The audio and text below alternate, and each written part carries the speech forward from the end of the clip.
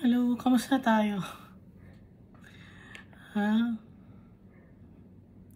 Ang paggising sa umaga, no? Anong ginagawa nyo? Siyempre, walang sasagot. Ang pagising sa umaga, dapat ang maiisip lagad natin, si Almighty Father, tsaka si Jesus Christ. Nung dati, nung hindi pa natin kilala si Almighty Father, tsaka si Jesus Christ, nung malayo pa tayo sa kanila, pagising natin, iba ang nasa isip natin, di ba?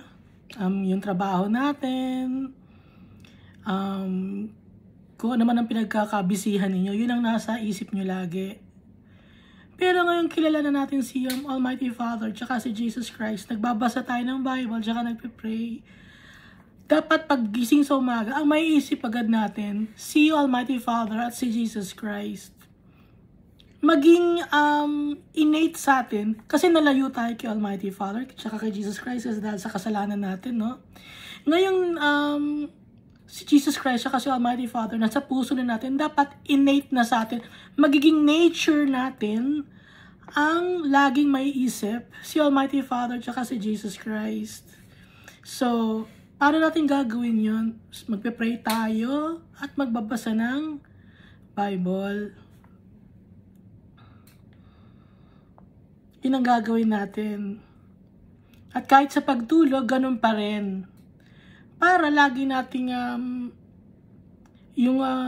kung may nagagawa tayong mali, hingi tayo ng tawad. Ganon. Para unti-unti tayong mabago ni Almighty Father at ni Jesus Christ, dapat willing tayo. Okay? Willing tayong magbasa ng Bible. Willing tayong mag-pray. Willing tayong magtiwala. Magkaroon tayo ng faith. So last time, ang pinag-usapan natin is Ephesians chapter 4, yung binasa ko sa inyo. Kasi di ba nagbabasa lang naman tayo ng Bible. Nagbabasa tayo, okay? So ngayon magbabasa naman tayo ng Ephesians chapter 5. Pero bago yon, yung recap ng Ephesians 4 is yung dapat matured na tayo. Kaya sa pagkakakilala kay Almighty Father tsaka kay Jesus Christ. So nung una, nakilala natin sila, pinatawad na tayo sa kasalanan natin. Tapos yung next step nun is yung ipapractice natin, yung pagbabasa ng Bible tsaka pagpe-pray, diba? Tapos magkakaroon tayo ngayon ng faith. Unti-unti tayong mababago. Lalalim ang pagkakakilala natin kay Almighty Father tsaka kay Jesus Christ. Yung mga ayaw nila, yung mga kasalanan, hindi na natin gagawin. Okay? Hindi na natin gagawin. Magiging bago na tayo. Hindi na tayo parang mga bata na laging puro umpisa.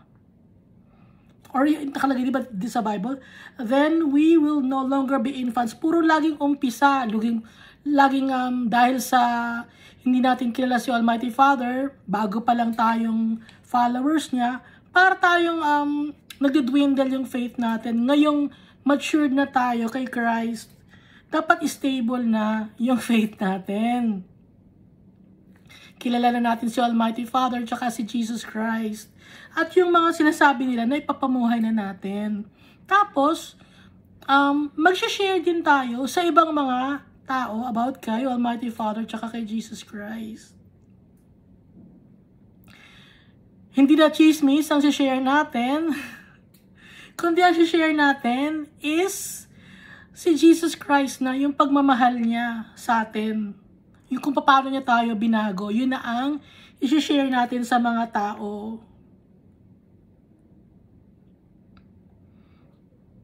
At magtutulong-tulong tayo na magmahalan bawat isa dahil sa mga gawa natin na naaayon kay Almighty Father, mapupuri dahil sa nakikita ng mga tao yung gawa natin na naayon kay Almighty Father tsaka kay Jesus Christ, mapupuri ngayon ng ibang mga tao si Almighty Father tsaka si Jesus Christ.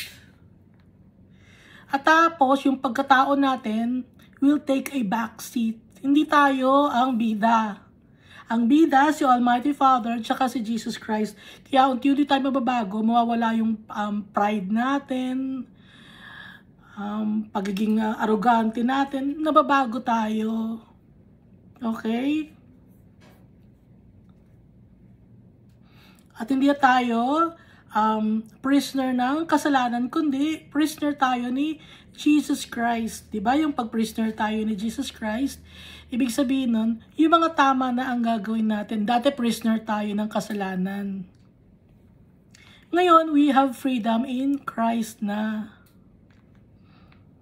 Kaya tayo prisoner ni Jesus Christ dahil yung mga tama na ang gagawin natin, hindi na yung mga maling gawain.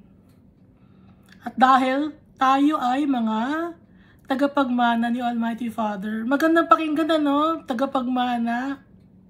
Masaya ba kayo? Natutuwa ba kayo pag sinasabing tagapagmana tayo ni Almighty Father? Ako natutuwa ako pag ay, tagapagmana pala ako. Kasi follower tayo ni Jesus Christ at anak tayo ni Almighty Father. Kaya tayong lahat tagapagmana, walang lamangan. Okay, di ba yung mana dito sa mundo, minsan may lamangan. Ay, nakukuha niyo sa mga inheritance nyo, may lamangan doon, kung sino ang panganay, kung sino magaling. Dito pag kay Almighty Father, pantay-pantay tayo, walang lamangan. At dito tayo sa Ephesians chapter 5. Follow God's example, therefore, as dearly loved children. So, yung example ni God, yun ang susundin natin. Kaya nga, di ba siya ang ating pattern sa buhay? Kung paano tayo maglakad dito sa lupa, anong namaayon kay Almighty Father is yung pattern natin, si Jesus Christ. And walk in the way of love, just as Christ loved us and gave Himself up for us as a fragrant offering and sacrifice to God. Noon sa Old Testament, pag nagsasacrifice yung mga tao doon, pag may mga offering sila, tapos sinusunog para kay Almighty Father, fragrance, offering yun, na mabango, sweet smelling, ang pagkakaamoy ni Almighty Father doon. Ibig sabihin, pleased siya, masaya siya. Ngayon, si Jesus Christ, natuwa siya dahil si Jesus Christ, ibinigay niya ang sarili niya. Dahil si Jesus Christ, siya ay naging offering. Ngayon, kung si Jesus Christ ay naging offering, dapat susundan natin ang yapak ni Jesus Christ para matuwa rin sa atin si Almighty Father. Ano ba yung yapak na ginawa ni Jesus Christ? Yung naging mapagkumaba siya, naging mapagmahal siya, naging masunurin siya kay Almighty Father at hindi siya nagkasala kahit minsan. Pero tayo, nagkasala tayo, di ba? Nagkasala na tayo. So, ang gagawin natin yun is magpapakumaba tayo kay Almighty Father. Ganon ang ginawa ni Jesus Christ. Di ba yung dito sa mundo, yung mga movies, yung mga Avengers, ganon, yung mga sila Batman, Robin, mga Superman, yung mga kaaway nila, binubugbog nila, di ba? Para maging hero sila. Si Jesus Christ, hindi ganoon ang ginawa. Si Jesus Christ, siya yung pinatay. At para mabuhay muli, at para maging hero natin. So, ang hero natin, si Jesus Christ, siya ang totoong hero. Kasi nagpakumbaba siya. Ganun ang totoong pagmamahal.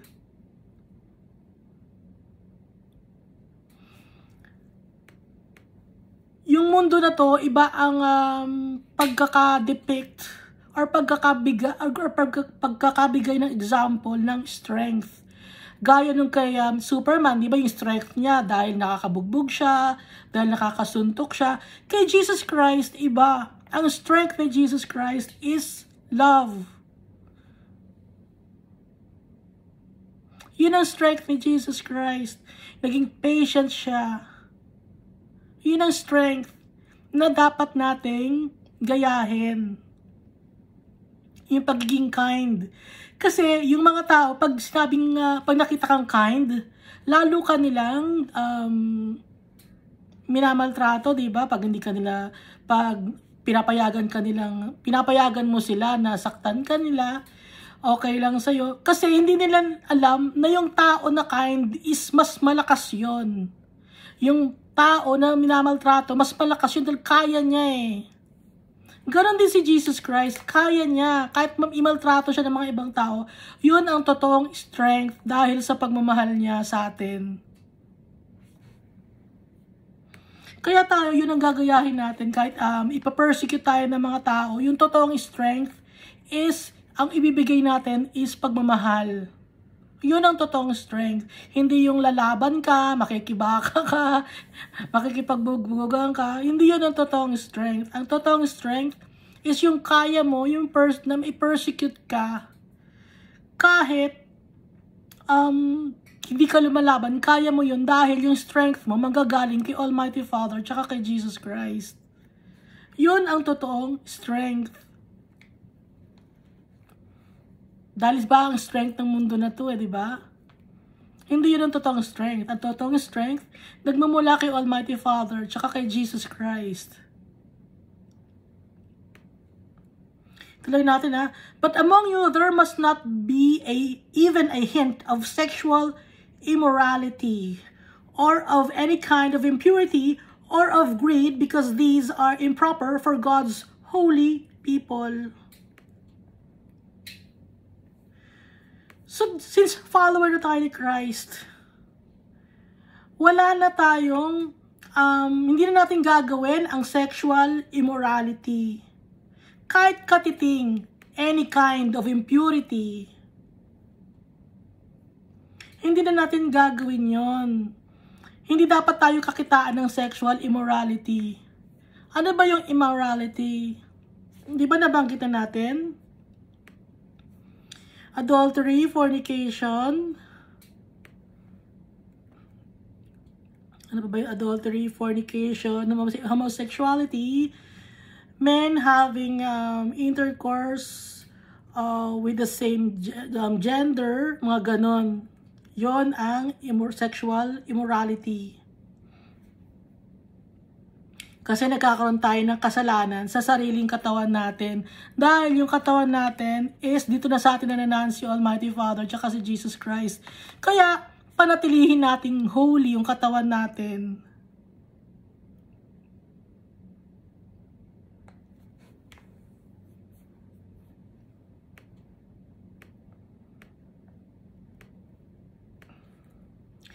Ituloy natin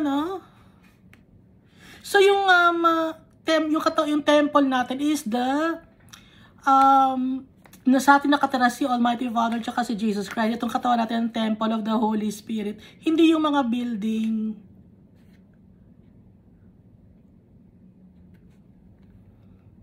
Kaya ang dapat na laging malinis, yung tayo, yung konsyensya natin, yung ginagawa natin, yung lumalabas sa bibig natin, yung mga bagay na mga naiisip natin. Kaya, pagkagising sa umaga, si Almighty Father tsaka si Jesus Christ ang maiisip natin. May mga times na alam ni Almighty Father na magkakasala ka. May mga times na ganon. Pero, hingi lang tayo ng tawad kay Almighty Father. Nabigyan tayo ng kalakasan na maiwasan natin ang mga bagay na ayaw niya. Dahil yung totoong strength na galing kay Almighty Father, hingi tayo ng strength sa Kanya. Magpapakumbaba tayo. Hindi natin pwede sabihin, hindi, wala akong kasalanan. Hindi. Alam ni Almighty Father na sa isip natin, mga ginawa natin. Kaya hindi tayo makakapaglihim. Tuloy natin Nor should there be obscenity, foolish talk, or coarse joking, which are out of place, but rather thanksgiving. So, imbis na mga coarse jokes or obscene jokes or sexual innuendos na mga talks or ano ba mga suggestive conversation, imbis na ganon ang maisip natin o gawin sa mga kapwa-tao, it's rather thanksgiving. magpasalamat tayo kay Almighty Father tsaka kay Jesus Christ. Lagi tayong magpe-pray. Always give thanks to God. Kasi bawat gising natin, thank you God, meron akong kuryente. Hindi ba ninyo naisip yun, may mga basic na things na akala natin pagising natin laging meron is lagi na lang meron. No, it's not. It's because of the Almighty Father. So kaya tayo may kuryente. Kasi nakasanayan na natin, di ba? Hindi laging may kuryente yan eh. Kunyari na kuryente. Hindi laging may kuryente yan, imposibleng wala. Paano kung biglang na lang nag-brown out? Di ba pag biglang nag-brown out, nagugulat ka, tapos magdadasal ka na ngayon. Sobrang dasal. Di ba ganon? Ang nangyayari? Kaya, dapat lagi tayo magpasalamat kay Almighty Father.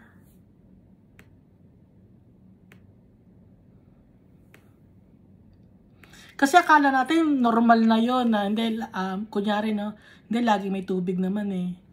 Hindi okay lang yan, hindi na magpapasalamat, lagi namang may tubig yan. Bigla na lang nawala ng tubig yung gumagawa ng tubig. Sino may gumagawa ng tubig? Bigla na nahinto yung paggawa ng tubig, di ba? Anong mangyayari? Katakot-takot ang dasal natin, di ba? Sana magkatubig na, Lord. Sana magkatubig. Di ba katakot-takot ko anong ipapromise mo para magkatubig? Ganon, di ba? Kaya dapat lagi tayong magpasalamat sa araw-araw. Imbis na yung mga kung ano ng mga chismisan, ang pag-uusapan natin, yung mga jokes na walang kakwenta-kwenta na mga bastos, kasi the course joking, tsaka yung mga obscenity, foolish talk, na hindi naman dapat na pinag-uusapan o pinagtatawanan, huwag na yon. Ang pag-uusapan natin is yung laging papasalamat kay Almighty Father tsaka kay Jesus Christ. Tuloy natin, For of this, you can be sure, no immoral, impure, or greedy person, such a person is an idolater, has any inheritance in the kingdom of Christ and of God. So kung ganito ang gagawin natin, may mga foolish talk tayo, coarse joking, mga sexually suggestive conversation with other people, nakikipag-flirt ka, foolish talk, kahit through chat, no? O through DM, kahit sa internet, no? Hindi sila makaka-inherit ng kingdom of Christ. Hindi magiging tagapagmana. Kasi ayaw ni Almighty Father. Kasi impure yon, immoral yon. Walang makakapasok ng langit ng kadumihan. Kasi yung mga ganong tao daw, sabi ni Almighty Father dito sa Bible, na binanggit ni Paul, guided siya by the Holy Spirit, nung sinabi niya to, sa lahat ng sinusulat, actually ni Paul, at saka nang sinishare niya, ng time niya, is guided siya by the Holy Spirit, dahil siya ang inatasan ni Jesus Christ na mag-share sa mga Gentiles. So ituloy natin, such a person is an idolater. Idolater. Walang binanggit dito na mga statues sa verse na to, pero binanggit na idolater, yung mga taong gumagawa, yung mga nag-foolish talk, yung mga nag-coarse joking, yung mga sexually suggestive conversation, mga idolater yan. Kasi, yung idolatry, hindi lang naman yun yung statue ka sumasamba. Kundi, ito, sinasamba mo yung sarili mo. Kasi inuuna mo ang sarili mo kaysa kay Almighty Father tsaka kay Jesus Christ. Hindi na tayo ang bida sa buhay natin. Prisoner na tayo ni Jesus Christ. At tagapagmana tayo ni Almighty Father. Kaya sila na ang unahin natin. Kaya binanggit dito, such a person is an idolater. Kahit wala kang statue sa bahay mo, idolater ka pa rin kung mahilig ka sa chismis, sa mga bagay na hindi importante, inuuna mo kaysa kay Almighty Father. Yung mga impure talks, greedy yon, ang tawag doon mga greedy kasi swapang sila. Yung oras nila, binibigay nila sa mga bagay na hindi importante. hinaharbor nila is impurity. Ang pinapalaganap nila is yung mga bagay na hindi tama. Okay? Kaya greedy ang tawag sa mga tao na yon. Immoral, impure.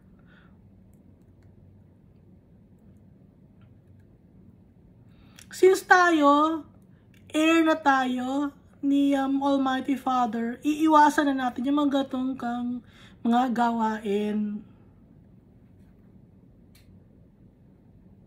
Let no one deceive you with empty words, for because of such things God's wrath comes on those who are disobedient.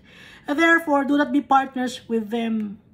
So, nung una, alam natin na mahal tayo ni Almighty Father tsaka ni Jesus Christ. Ibinigay ni Jesus Christ ang buhay niya sa atin. Kahit makasalanan tayo, para malinis tayo at gawin siyang pattern sa buhay natin. Pero, para maging heir tayo, kapag mana, dapat susundin natin sila. Hindi lang puro pasarap sa buhay. Uy, napatawad na ako, masaya na ang buhay ko, ganon. Magkakaroon na ako ng yayaman na ako, ganon. Magiging tagapagmana na ako. Hindi, kailangan din, ang gagawin natin, iiwasan na natin yung mga bagay na ayaw ni Almighty Father tsaka na Jesus Christ. Dapat, sumunod tayo sa kanila. Dahil tatay natin, kung tinutuloy nating tatay si Almighty Father, susundin natin siya. Kaya, hindi tayo dapat makipag-usap ng mga bagay na mga hindi naayon sa gusto ni Almighty Father tsaka ni Jesus Christ.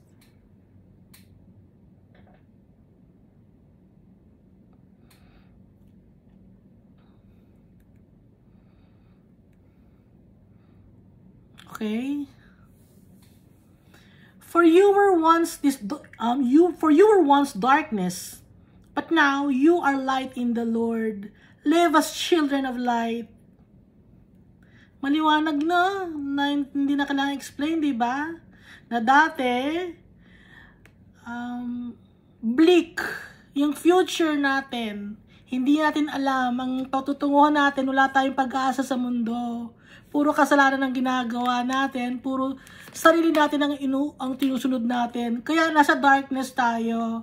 Wala tayong inaasahan na magandang future nung dati. Pero na naging children na tayo ni Almighty Father,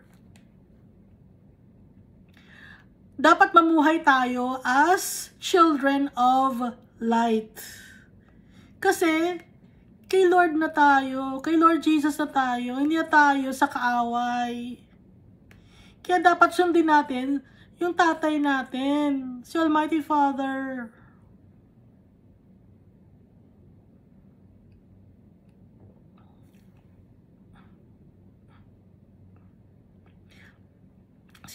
Hindi na tayo parte ng kadiliman. Okay, hindi na tayo parte ng kadiliman. Part na tayo ni Almighty Father ng light. Children of light.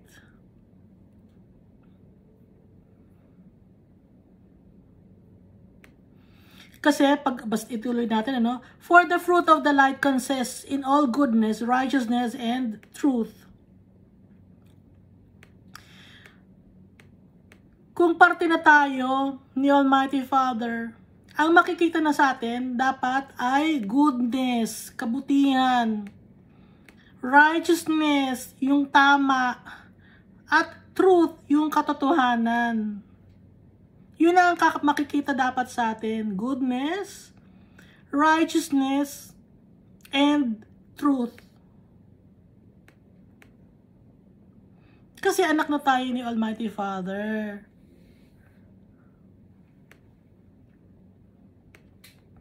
Ituloy natin, and find out what pleases the Lord.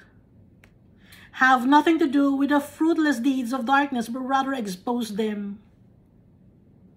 Hanapin natin kung ano ang makakapagpasaya sa tatay natin tsaka kay Jesus Christ. Anong makakapagpasaya sa kanila? Goodness, righteousness, and truth. Ang pagpapasalamat sa araw-araw. Yun ang makakapagpasaya sa tatay natin, tsaka kay Jesus. Madali ba makapunta ng langit? Hindi, di ba? Hindi. Makakapunta lang tayo ng langit. Makakasama lang natin si Almighty Father. Dahil sa awa niya. Kaya hindi madali makapunta ng langit. Yun ang napakinggan ko. Hindi ka makalimutan yun eh. Sa mega yun eh na building. Sabi, madali raw makapunta ng langit. Hindi. Tingnan ang pagkakasabi dito. Lagi, gatong gagawin natin araw-araw. Goodness, righteousness, and truth.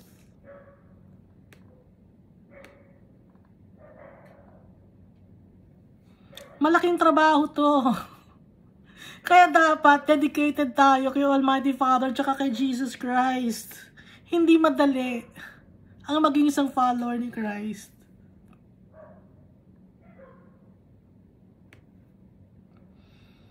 Kaya hihingin natin yung kalakasan ni Almighty Father tsaka ni Jesus Christ para mapagtagumpayan natin ang lahat. Kasi hindi madali. Kailangan dedicated tayo kay Almighty Father. Kailangan alam natin ang ginagawa natin. Dapat kilala natin siya. Kaya dapat lagi tayong magbabasa ng Bible.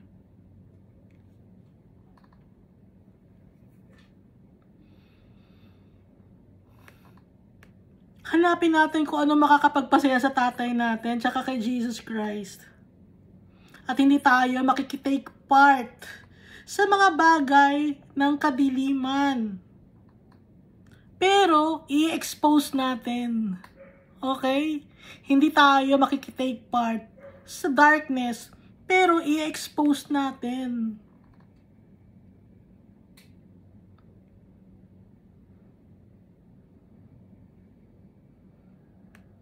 Ipakita natin kung ano ang tama at hindi tama para ma-expose kung ano ang hindi tama. Naintindihan niyo?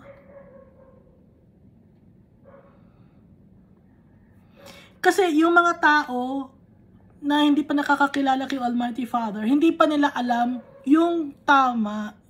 So para malaman ng mga tao kung ano yung tama, ipakita natin sa mga tao kung ano ang pagiging follower ni Christ, kung ano ang dapat gawin para makita nila na yung light natin is from the Almighty Father at gumagawa tayo ng tama para nang sa ganun makita nila na ang ginagawa nila mali.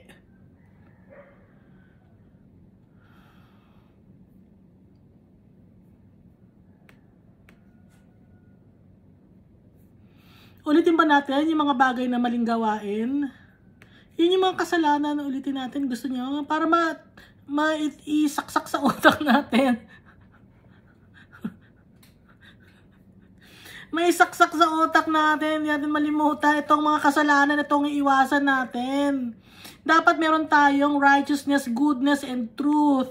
Okay? Ngayon, as followers of Christ, dapat meron tayo, isasaksak natin sa utak natin ang fruits of the Holy Spirit. Love. May pagmamahal tayo sa kapwa-tao natin.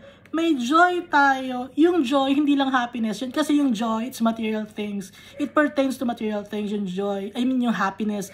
Yung joy, it pertains to your inner being. It comes from the Almighty Father. Si Almighty Father lang makakapagbigay ng joy sa atin. Kasi yung joy, may kasama yung contentment.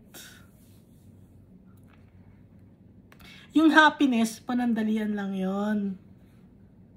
Pag may bagay kang nakakain ka ng masarap, uy, happy na ako rito. Hindi ka joyful, no? Happy ka lang. Ha?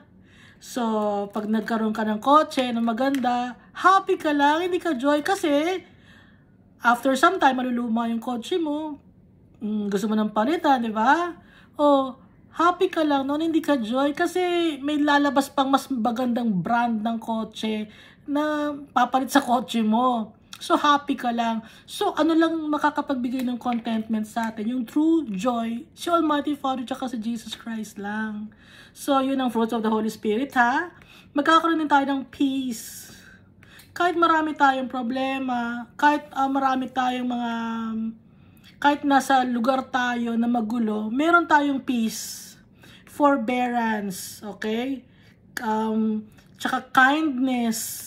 Mabait tayo sa kapwa-tao natin. Goodness. Gumagawa tayo lagi ng tama. Faithfulness. Faithful tayo kay Almighty Father. Gentleness. Gentle tayo sa mga tao, sa pakikitungo sa kanila. At meron tayong self-control na kahit nagagalit tayo, kaya natin kontrolin ang sarili natin. At ibahin yung mindset natin sa tulong ni Almighty Father at ni Jesus Christ through the power of the Holy Spirit. Okay? Naiintindihan ba natin yung fruits of the Holy Spirit? Uulit-ulitin natin, ano? Para hindi natin malimutan. Yung forbearance, yun yung patient ka, no? Ang kulit na to, nakakabuisit na to. Pero kailangan magkaroon ako ng self-control dahil anak ako ni Almighty Father. Kailangan pigilan ko ang sarili ko. Kailangan patient ako. Yon ang fruits of the Holy Spirit. So yung mga bagay na iiwasan naman natin is yung mga adultery, fornication, theft, murder, homosexuality, men who have sex with men, greediness, covetousness, wickedness, deceit, sensuality, envy, slander, pride, foolishness, impurity, idolatry, sorcery, enmity, strife, jealousy, fits of anger, rivalries, dissensions. Yung dissension, yung yung nag-uprise ka against the government or against your company or against your family, yung dissension, ha? Yung nagrarally ka, ayaw ni Almighty Father na nagrarally, yung mga maayaw sa government.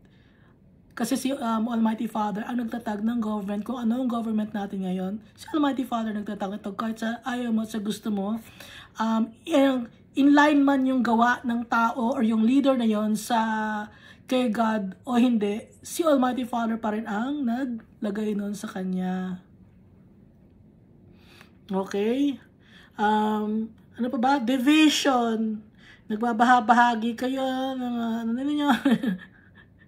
Drunkenness. Alam niyo na yung drunkenness, no?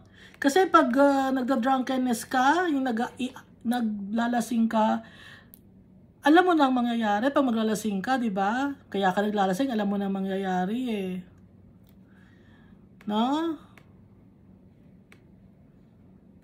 Swindler, orgy. Yung orgy, sama-sama na to, yung may drugs, may alak, tsaka may adultery or fornication na tong kasama yung orgy. Sama-sama na to. Lovers of self, lovers of money. Yung proud. Yung proud, kasalanan din to dahil binibigyan mo ang sarili mong importansya. Ako ang magaling, ako ang bida doon. Hindi na tayong bida, okay? So tanggalin natin yung pride natin, yung pagiging proud. Okay? Or proud ka kasi ang galing mo, na na-accomplish mo to, na may something na na-contribute ka sa society, meron kang legacy, kaya proud ka. Tanggalin natin yun kasi hindi tayo ang bida. Okay? Or arrogant. Ayaw ni Almighty Father ng arrogant. Ano ba yung arrogant? Yung, ano yung sneer? Nag-i-sneer ka? Ha? Hindi naman magaling yan eh, ha? Yung ba yun? Gumagawa sneering. Yung pangit naman yan eh. Yung ganon, yung namimintas ka na may kasamang inggit, halo-halo na, or mocking. Ay, hindi ka importante. Yung ganon, yung wala kang kwentang tao, yun ang arrogant. Ayaw ni Almighty Father nun. Disobedient to their parents. Ito yung disobedient to their parents, may hangganan to, no? Kasi pag mature na yung bata at alam na niya ang ginagawa niya at alam niya na in line sa path na gawa sa kanya ni Almighty Father, yung buhay niya, yun na ang gagawin niya kahit sa ayaw at sa gusto ng parents niya, dapat ang susundin niya si Almighty Father tsaka si Jesus Christ. Ungrateful, unholy, heartless, wala kang puso, unappeasable, hindi ka mapigilan. Hindi, kailangan magwala ako, ganon, unappeasable. Slanderous, without self-control, okay, brutal, treacherous. Alam na natin to, di ba, yung mga bagay na mga masasamang ugali. Alam na natin yun, di ba? Kailangan ba natin ulit-ulitin yun? Kaya since anak tayo ni Almighty Father at heir tayo ng Kingdom of God, so dapat goodness, righteousness, and truth na ang namamayani sa atin. At dahil sa gawa natin ng tama at lagi tayo nakatingin kay Jesus Christ sa path na dinaanan ni Jesus Christ, sa pamamagitan nun, may expose ngayon yung mga bagay na mali. Dahil follower tayo ni Christ.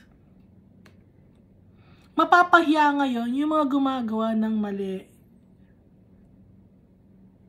Magsalita ka man o hindi, dahil makikita yon sa gawa mo.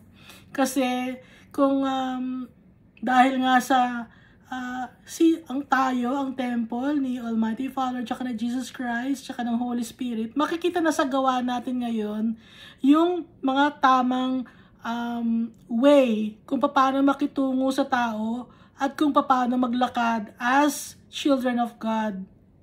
Ngayon, yung mga tao na iba or hindi follower ni Christ, magtataka ngayon sa'yo, bakit ganun ang actuations niya, iba na siya, ganun. Ma-expose ngayon yung mga maling gawa nila. Nang kakaintindihan tayo, no? Na dati nakikisali ka sa ganung kwentuhan, ganung dati nakikisali ka sa mga kwentuhan na wala kakwenta-kwenta. Dati nakikisali ka sa gawain na hindi naayon kay Almighty Father. Since follower ka ni Christ, makikita ngayon ng mga tao, follower na ni Christ yun, hindi na siya gumagawa ng ganito. So malalaman ngayon nila na mali pala yung ginagawa nila. Okay? Kaya na-expose yun.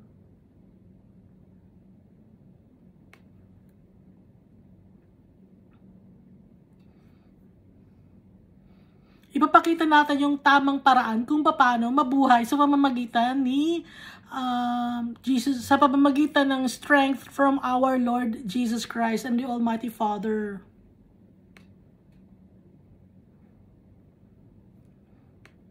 It is shameful even to mention what the disobedient do in secret. Di ba may mga secret yung mga disobedient? Kasi yun yung mga bagay na hindi dapat ikwento, nakakahiya yun. Kaya sinasabi dito na it is shameful to mention what the disobedient do in secret. Pero binanggit na natin kanina yung mga kasalanan. So in secret, ito ang ginagawa ng mga tao. Nakakahiya, di ba? Na ikwento natin yung mga sample. Di ba nagbibigay tayo ng example? Ang pangit pakinggan, di ba? Yung mga example. Kaya shameful yun. But everything exposed by the light becomes visible, and everything that is illuminated becomes a light. That is why it is said, "Wake up, sleeper, rise from the dead, and Christ will shine on you." So nakalagay ulit ito saan nga ba ito nakalagay? Wait ha. Kasi nagbanggit si Paul.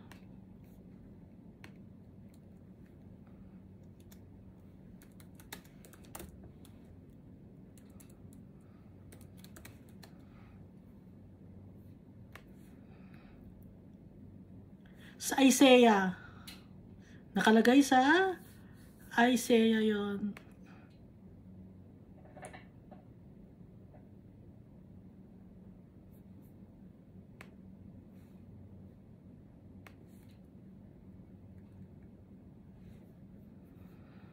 Isaiah 51:17, wake yourself, stand up, O Jerusalem, you have drunk from the hand of the Lord, the cup of his wrath, who have drunk to the dregs, the bowl, the cup of staggering.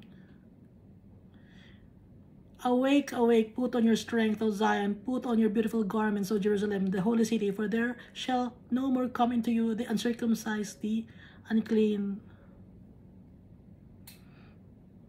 So nagbanggit dito itong binanggit ni Paul.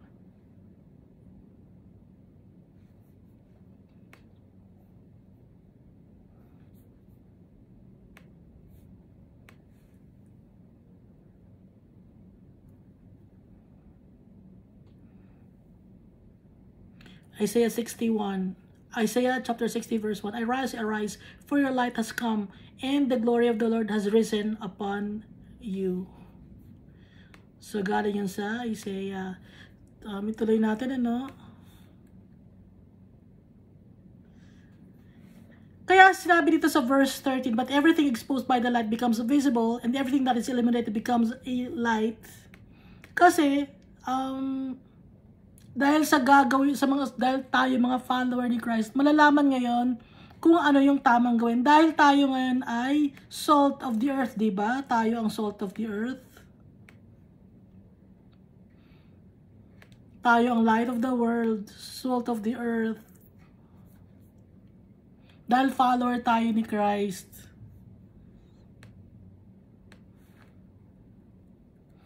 Be very careful then how you live, not as unwise, but as wise. So, kung paano tayo mamuhay, dapat yung mga decisions natin, wise decision. Bawat gagawin natin, iisipin natin ng maayos. Bawat sasalitain natin, dapat maayos.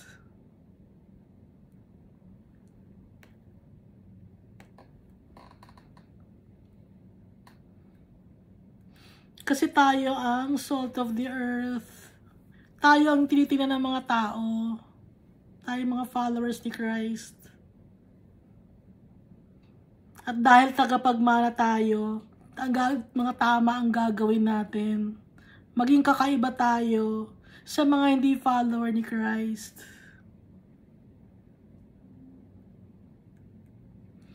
Making the most of every opportunity because the days are evil. Sa verse 16. Kaya sinasabing the days are evil is because yung araw mabilis. Diba anong year na ngayon? Hindi na ako nakakalimutan ko na kung anong year ngayon, kung anong month ngayon, kung anong day ngayon. Kasi ang bilis ng oras. Kaya sinabing the days are evil. Mabilis ang panahon. Hindi natin alam yung future natin dito sa mundo, kung hanggang kailan tayo, kung kukunin ba tayo agad ni Jesus o hindi pa. Hindi natin alam. Kaya kailangan lahat ng opportunity, pagising natin sa umaga, si Jesus Christ agad, si Almighty Father agad. Kasi nga araw-araw tinetest tayo. Nasa testing center tayo. Makakapasa ba tayo? Makakapasa tayo kung yung strength kukunin natin kay Almighty Father tsaka kay Jesus Christ. Lagi tayong magpe-pray. Lagi ko inuulit-ulit, no? Kasi doon tayo makakakuha ng kalakasan, eh. Wala tayong ibang mapagkukuhanan ng kalakasan. Kay Jesus Christ lang sa kay Almighty Father. Dapat meron tayong faith. Okay? Dapat may pananampalataya tayo kay Almighty Father tsaka kay Jesus Christ. Kahit hindi natin sila nakikita. Magtiwala tayo sa kanila. Yung mga, ulitin ko na naman, yung mga lumang companies, ano ba yung mga lumang companies na up to now, na gumagana pa din? Yung mga matatandang company na, nung 1800s pa, di ba up to now, meron pa nun? Nakikita nyo, di ba gumagana pa rin? Ha? Na experience nyo pa rin yung service. Pero, yung founder ba nun? Nakita ninyo? Yung founder ng oldest company. Check ko nga kung ano yung oldest company that still exists.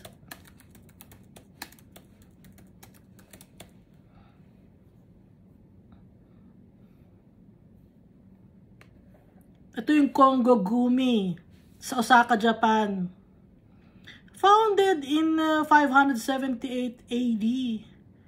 Nag-ooperate pa rin siya. Nasa Osaka, Japan siya.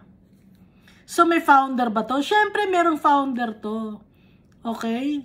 So, ikino-compare ko lang na magkaroon tayo ng faith kay Almighty Father. Kasi itong mundo na to, founded by the Almighty Father. Ngayon, naniniwala kayo na may founder, itong si Kongo, itong company na Kongo Gumi, kahit hindi nyo nakita yung founder, di ba? So, itong mundo rin na to, dapat magkaroon tayo ng faith na si Almighty Father nag-create nito at itong Bible ay totoo. Dahil, kahit hindi natin sila nakikita, alam natin, sa puso natin, hinahanap natin sila, sa kanila tayo magkakaroon ng contentment. Kaya nga ngayon nahanap natin, di ba, si Almighty Father tsaka si Jesus Christ. Na kahit hindi natin nakikita, alam natin na meron. Kagaya itong si Kongo Gumi. Meron na, i-exist pa rin siya kahit hindi nyo nakikita kung sino yung founder, di ba? So bakit pag kay Almighty Father ayaw maniwala ng mundo? Kasi nga, itong mundo na to, binubulag to ni Satanas. So tayo, awake o sleeper. Nakalagay, di ba? Gumising na tayo.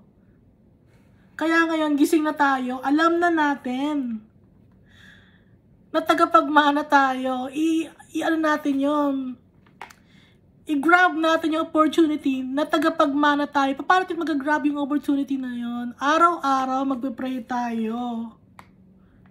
Hanapin lagi natin si Almighty Father. Almighty Father, thank you sa lahat. Making the most of every opportunity because the days are evil.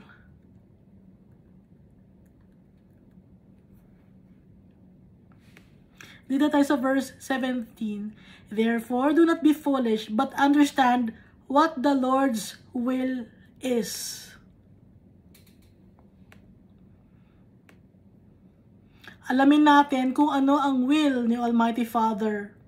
Kung ano ang will ni Almighty Father, yun din ang will ni Jesus Christ kasi isa sila ng goal. That is, kunin tayo dito on earth, dalhin tayo sa heavenly kingdom. Yun ang goal. Understand, dapat maintindihan natin yon na para makapunta lang tayo sa heavenly kingdom at maging tagapagmana tayo, isundin kung ano ang gusto ni Almighty Father. Kasi siya may-ari ng bahay na yon, ng heaven. Siya may-ari. Walang makakapasok ng kadumihan sa heaven, kahit katiting.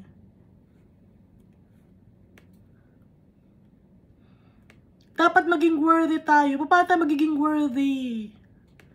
Trust Jesus. Kung paano siya naglakad dito sa mundo, ganoon din tayo. Kaya ang hirap makapunta sa langit. Pero makakapunta tayo doon because of our faith. And we have to be strong and we should get our strength from the Almighty Father and Jesus Christ.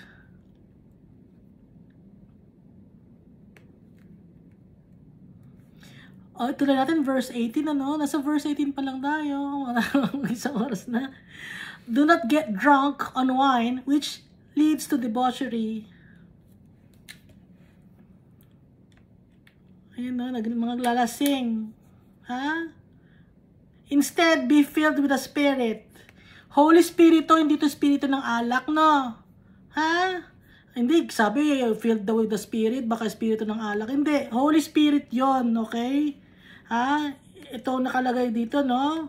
Ganun kayo, di ba? Kasi, minsan na tinitwist ng ibang mga tao or iba na mga masasamaang utak ang Bible. So, may mga nagjo-joke, hindi, filled with the Spirit daw, oh. O, so ang gagawin ng iba, maglalasing ngayon or pag gagawin katatawanan, filled with the Holy Spirit yon. Okay? So, wag tayong maglalasing. Kasi, ano ba yung debauchery? Excessive indulgence in sensual pleasures.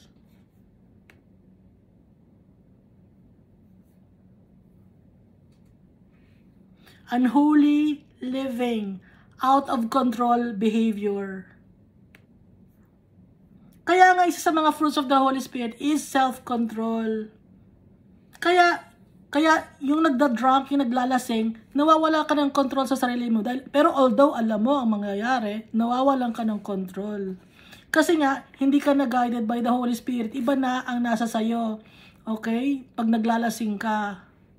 Yung sarili mo na ang namamayani sa'yo. Kung sarili mo ang namamayani sa'yo, dahil tao ka, makasalanan ka. Kasalanan ang namamayani sa'yo. At ang demonyo yon, ang gumagawa sa'yo nun. Hindi yung galing kay Almighty Father, yung lasing ka sa alak. Instead, be filled with the Holy Spirit.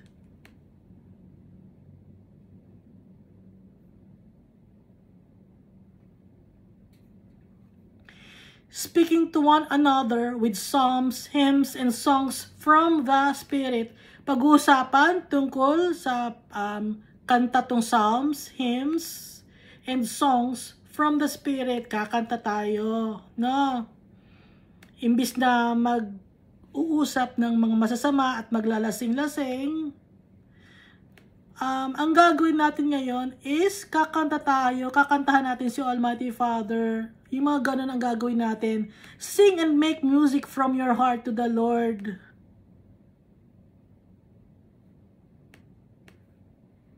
Meron ba kayong alam na kanta para kay Almighty Father? Kung wala kayong magawa or para mawala yung isip nyo sa mga problems nyo, imbis na iinom-inom tayo ng alak or magdodroga or kung ano-ano man ang gagawin, kakantahan natin si Almighty Father para maiba yung mindset natin. Yung puso natin maiba. Kasi yung songs of the Almighty Father, guided to by the Holy Spirit, inspired by the Holy Spirit, especially yung mga nasa Psalms, yung ano ba yung Psalms 23, as the deer panteth for the waters of my soul, longeth after thee. Ayun ang kakantahin natin, yung mga Psalms, yung hymns from the Lord. Imbis na mag-inom kayo ng alak para makalimutan nyo yung mga problema ninyo, kakanta tayo kay Almighty Father. Ganun ang ginagawa ko. Tuloy natin yung kanta. Gusto nyo?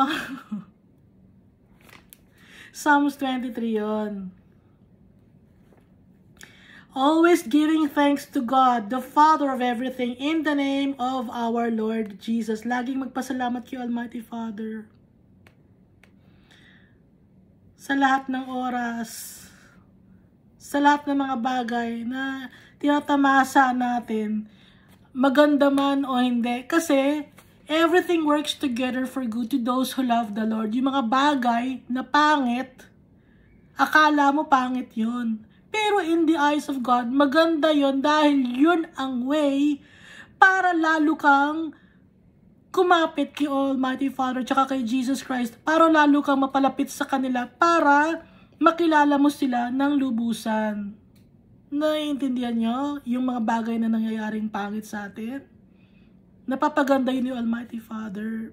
Kaya lagi tayo dapat magpasalamat sa Kanya. Kaya nakalagay, always giving thanks to God the Father for everything in the name of our Lord, sa pamamagitan ng pangalan ni Jesus Christ. So alam ko may mga bagay na mga nangyayaring masama sa inyo or hindi kanais-nais na naiisip nyo. Kaya minsan, di ba, iinom kayo ng alak para makalimutan ninyo ang problema ninyo. Imbis na ganun ang gagawin nyo, kakantahan natin si Almighty Father, magpe-pray tayo sa Kanya, magbabasa ng Bible. Hindi niya tayo i-fail. Magtiwala tayo kay Almighty Father. Have faith in Jesus Christ. Ganun, hindi tayo i-fail. Never. Faithful sila sa atin. Tayo lang ang hindi faithful sa kanila. Kaya tinuturuan tayo ni Paul dito. Sinasabi niya sa atin kung ano dapat nating gawin. Nasasabi ni Paul to kasi nakaka-experience din siya ng mga persecution. Okay? Na-experience din niya to dahil tao lang din si Paul.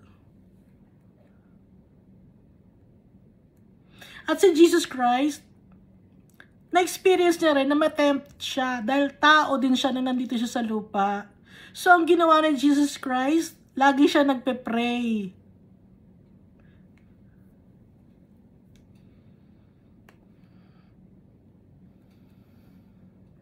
Ituloy natin Verse 21. Submit to one another out of reverence for Christ. So, sundin natin ang bawat isa nang naayon sa gusto ni Jesus Christ. I-respect natin. Okay? Yung fellow Christians natin.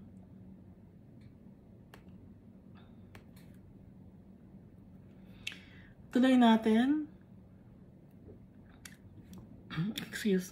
Wives, submit yourselves to your own husbands as you do to the Lord. For the husband is the head of the wife, as Christ is the head of the church, his body, of which he is the Savior.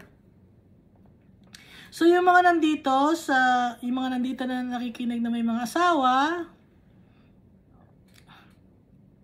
magpapasakop sa mga asawa ninyo. Yung mga babae, sabi mga babae na may mga asawa, magpasakop kayo sa mga asawa ninyong lalaki. Kasi, gaya ng si Jesus Christ, yung head ng church, yung household nyo, ang head nun is yung husband.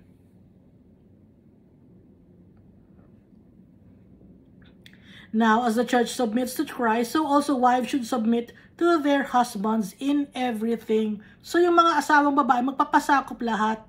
No? Kasi ngayon, alam niyo ba yung word na under desire? Under desire, yung mga ibang lalaki, ganon. Kasi madadaldal yung mga babae, no? Ba't yan yung mga babae madadaldal? Kaya ang ginawa ni Almighty Father dahil madadaldal ang mga babae, hindi kayo pwede maging daldal, no? Pasakop kayo sa mga lalaki, ganon. Pasakop kayo sa mga asawa ninyo. Huwag yung tatapakan yung mga asawa nyo na lalaki. Kasi, yung sabi dito ni Paul, dahil si Christ, siya ang head ng church. Gaya ng mga lalaki na asawa, sila ang head ng household. Tuloy natin. Husbands, love your wives just as Christ loved the church and gave himself up for her. So yung mga lalaki naman, dapat mahalin niyo yung asawa niyong babae. Gaya ng pagmamahal ni Jesus Christ sa church. Minsan yung mga lalaki, no, pinipintasan nila yung asawa nilang babae. Nagpipintasan, ganon. So, sabi dito na magmahalan ang mag-asawa. Yun ang sinasabi dito. Pero i-share ko sa inyo to, no? Yung, paano naman yung mga hiwalay sa asawa? Inalaw ni Almighty Father ang maghiwalay, ang magkaroon ng divorce. Okay? Inalaw ni Almighty Father yun. Deuteronomy chapter 24 verse 1. If a man marries a woman who becomes displeasing to him because he finds something indecent about her, and he writes her a certificate of divorce, gives it to her, and sends her from his house. So ito, may divorce. Nung nakay law ni Moses, yung Mosaic law, nagkaroon ng divorce. Pero, sinasabi ni Jesus Christ dito, yung initial plan, okay, is walang divorce. Basahin ko, no?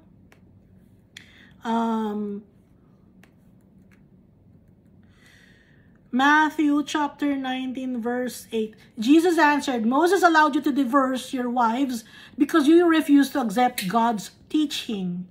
But divorce was not allowed in the beginning. So nung umpisa, nung initial stage nitong earth, wala talagang divorce. Pero inallow ni Almighty Father kasi nga matitigas ang ulo ng mga tao. Idugtong na, ituloy natin, no? I tell you that whoever divorces his wife, except for the problem of sexual sin, and marries another woman, is guilty of adultery. So sabi dito, pwedeng mag-divorce, except for the problem, I tell you that whoever divorces his wife, except for the problem of sexual sin, and marries another woman, is guilty of divorce. Okay, so pwede, pinayagan na ni Jesus Christ kasi noong una walang divorce. Pero inalaw nga ni Almighty Father. The only reason for a man to divorce and marry again is kung yung unang asawa niya unfaithful. So pwedeng mag-divorce, sabi ni Jesus Christ, kung yung naging asawa ng lalaki is unfaithful. Sinasabi ito sa verse 9. O dito sa ibang verse, ibang version, babasahin ko, no? Now I say to you, if a man divorces his wife for any reason except if the marriage was unlawful. Kung yung marriage daw unlawful, pwede raw, no? Nakalagay dito, kung unlawful ang marriage, pwede ang divorce. Kung may sexual sin, pwede ang divorce. Pag nakita ng lalaki na may ginawang kasamaan ang partner niya or yung asawa niya.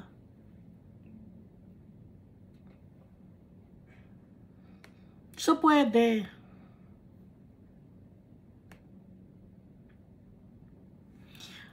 Dito sa marriage was unlawful. Ano ba yung unlawful marriage? Kasi meron ditong version ng Bible na may dahil kundi pwede mo siyang divorce dahil sa unlawful marriage. Ano ba yung unlawful marriage? Ang isang marriage magiging unlawful kung incestuous, polygamous, same-sex marriage, or a group marriage. Yung polygamous, yung marami kang gusto mong asawahin. Okay? Unlawful yun. Yun ang sinasabi ni Jesus Christ. So, pwede ang divorce.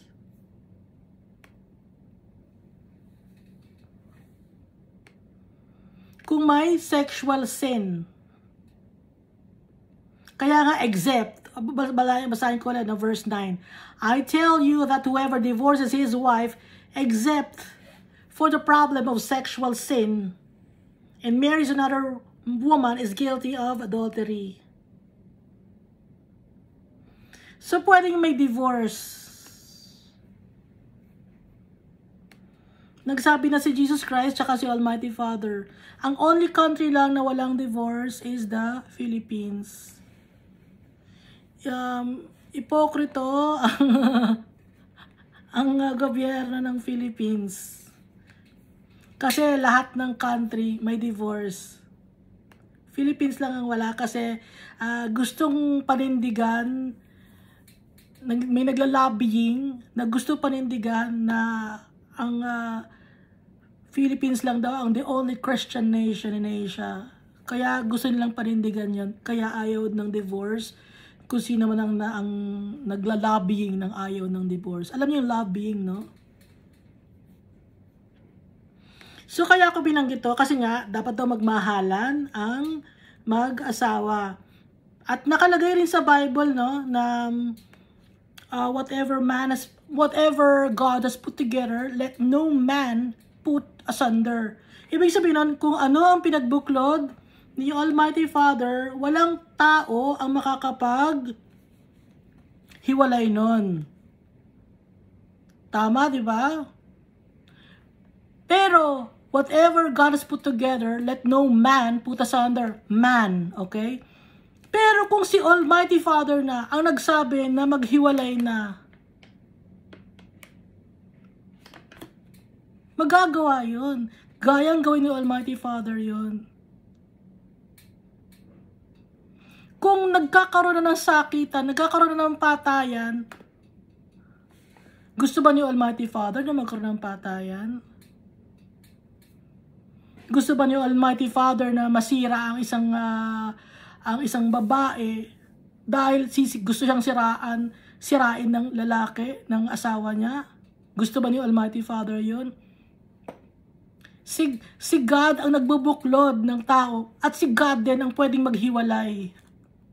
Gagawa si Almighty Father ng paraan para magkahiwalay ang mag-asawa. Si Almighty Father ang gagawa ng paraan nun. Hindi man pwede ang tao maghiwalay ng sila ang tao ang gagawa ng hiwalayan, no? Hindi. Si Almighty Father ang gagawa ng way.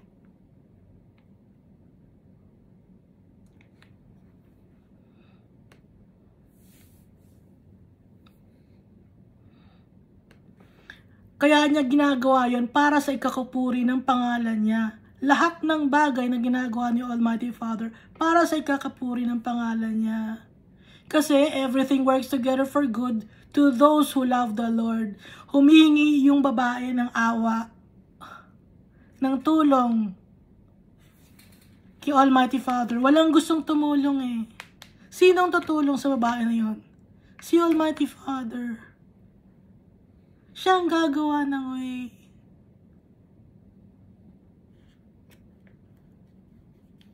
Hindi makapag-desisyon yung babae.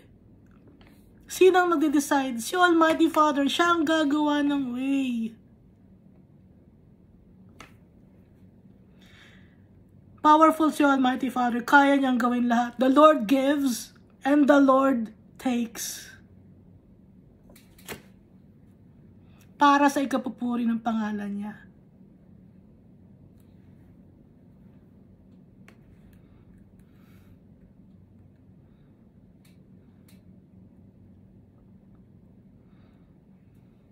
Kung nakikita ni Almighty Father na hindi minamahal ng asawa, na lalaki yung babae, anong gagawin ni Almighty Father?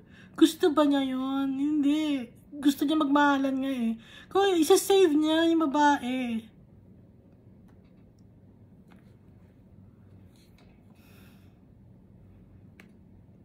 May justice. Nagbibigay ng justice si Almighty Father. Nagbibigay siya ng chances.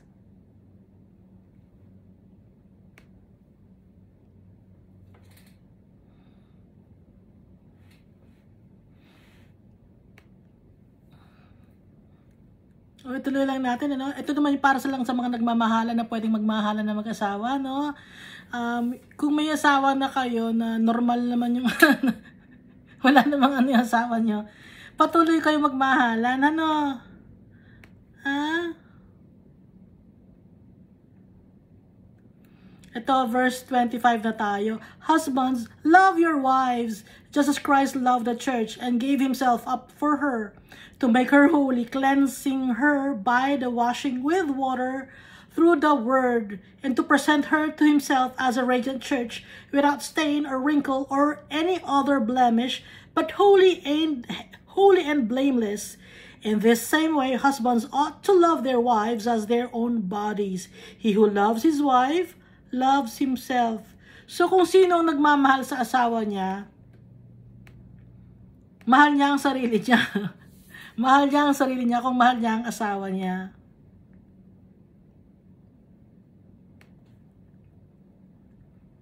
Kasi alam ni Almighty Father tsaka ni Jesus Christ, no? Magulo ang mga babae. Kaya Pinagsasabi yung mga, alam nyo, mga lalaki, kung mahalin yung asawa nyo, mahal mo ang sarili mo. Kasi pag hindi mo minahal yung asawa mo, hindi mo mahal yung sarili mo. Gulo ang gusto mo, anak. Huwag ganon. So, iba to, no? Iba yung, kasi case-to-case basis. Okay?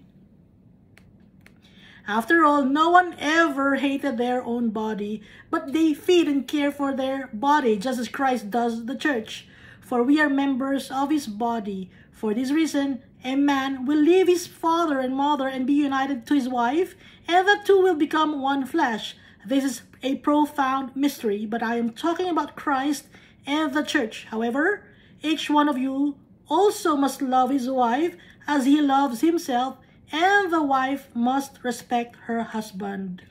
So, dito, kaya binanggit ni Paul ang husband and wife is because ina-associate niya or pinagko-compare niya si Christ as the husband at saka yung church as the wife. So, pinagko-compare niya yon. Kaya niya binanggit yung Christian household. Okay? Pinagko-compare niya si Christ na mahal niya yung church. Gaya ng mga lalaki, mahal na mahal dapat nila ang asawa nila. Kasi si Christ, ganun na siya magmahal sa church niya. So kaya tayo ngayong mga church, tayo mga followers ni Christ, tayo ang tinatawag na bride of Christ. Kasi para tayo maging inaano lang yun, it's like metaphor lang na para tayo rin maging isang tagapagmana. Di ba ang isang mag-asawa nagiging isa sila, tapos kung ano ang mamanahin ng lalaki sa magulang niya, yun din ang mamanahin ng babae. Magkasama silang magmamana at tulong-tulong sila sa mana kung paano palaguin, di ba? Kaya inahalin tulad ni Paul yung si Jesus Christ at yung church or ang bride of Christ, tayong mga followers ni Christ, na magiging tagapagmana tayo dahil kay Jesus Christ, ma-associate tayo kay Jesus Christ. Kung si Jesus Christ magiging tagapagmana, tayo ngayon tutulong sa kung paano ang gagawin in heaven. Kasi tayo nga ang bride of Christ, or tayo yung tinatawag na magiging anak din tayo, magiging tagapagmana din tayo. Naiintindihan ba ninyo? Kaya meron dito sa Bible na bride of Christ na verse. Saan ba yun? Tayo yung, di ba may kwento si Jesus Christ na yung the groom, bride's groom na parable? Di ba? Siya sabi doon na yung groom yun, siya yun. Tapos yung bride is tayo, parable of the bride ba tawag doon?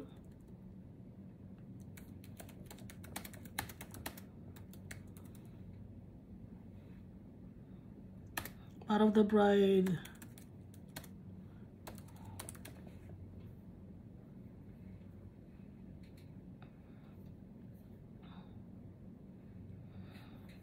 Parable of the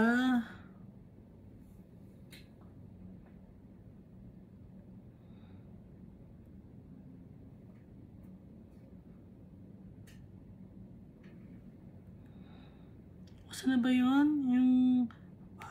Yung parable of the yung hindi papakainin yung mga tao na hindi nakasuot ng damit pangkasal. Parable of the wedding banquet. Parable of the wedding feast.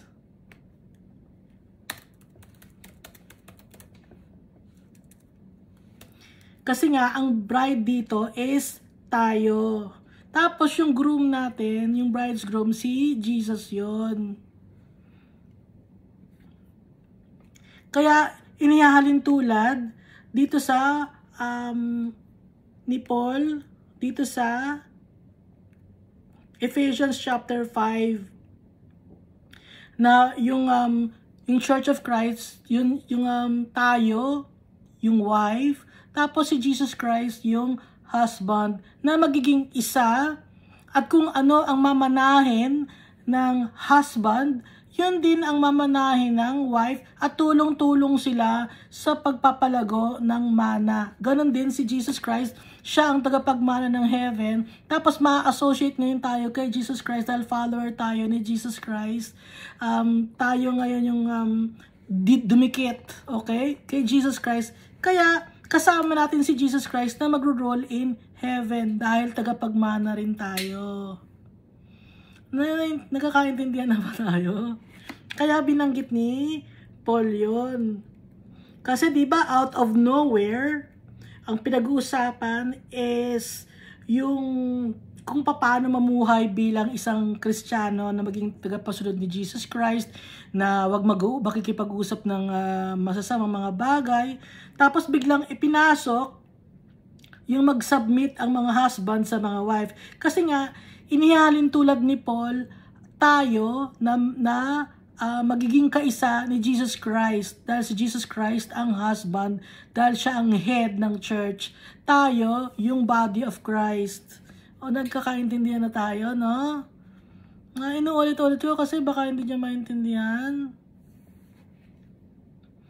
So tayo ngayon yung bride of Christ, or tayo ngayon yung ma-associate kay Christ.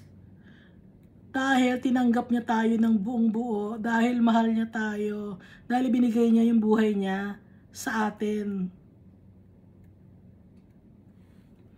Mahal na mahal tayo ni Almighty Father, no? Tsaka ni Jesus Christ. Hindi lang, hindi mo lang mararamdaman, kundi alam mo sa isip mo, alam mo sa puso mo. Kasi yung minsan yung emotions, no, yung feelings, niloloko tayo ng feelings tsaka ng emotions eh. Iba-iba kasi ang emotion ng tao, iba-iba ang feeling ng tao. Pero yung si Almighty Father ang maglalagay sa puso mo at sa isip mo nun, totoo yun dahil isinulat na ni Almighty Father yung pangalan niya sa puso natin at sa isip natin. Di ba nakalagay sa Bible, I will write my name in your forehead. Ano ba yun? Ba't ba kasi malilimutin ako?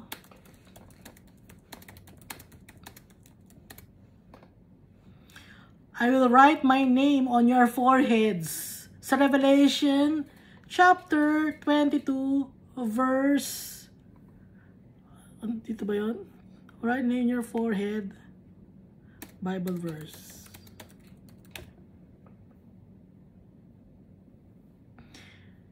They will see his faces, his name will be on their foreheads.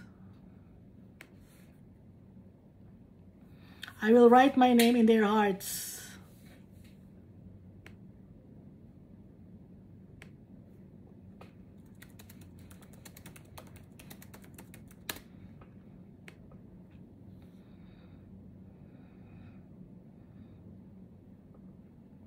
Jeremiah chapter 31 verse 33. This shall be the covenant that I will make with the house of Israel. I will put my law in their inward parts and write it in their hearts, and I will be their God, and they shall be my people. So hindi lang sa heart natin, kundi sa mind pa natin.